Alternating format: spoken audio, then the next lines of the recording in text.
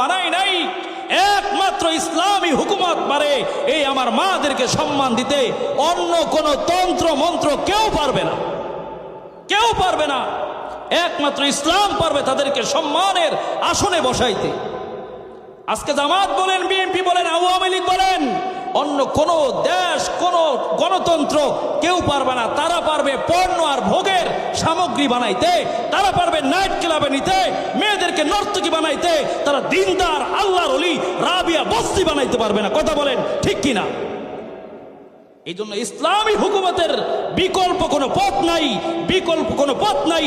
আপনার আমানত ঠিক রাখবেন, আমানত ঠিক রাখবেন, সমর্থন করবেন, এটাও আমানত। জালেমকে সমর্থন করবেন, জিনাকারকে সমর্থন করবেন, বদমাশকে সমর্থন করবেন। হাসরের ময়দানে দেখবেন আমার আমলনামার মধ্যে জিনার গুনাহ, আমার আমলনামার মধ্যে বদমাশের গুনাহ, লম্পটের গুনাহ, চুরির গুনাহ। এই কিভাবে? আমি তো দুনিয়ায় করি নাই। আল্লাহ বলবে তুমি বদমাশকে সমর্থন করেছো, তুমি জিনাকারকে সমর্থন করেছো, এ কারণে তোমার আমলনামায় গুনাহ। আল্লাহ তাআলা আমাদের সবাইকে সহি কথাগুলো বুঝার তৌফিক দান করুক। সবাই বলে আমিন।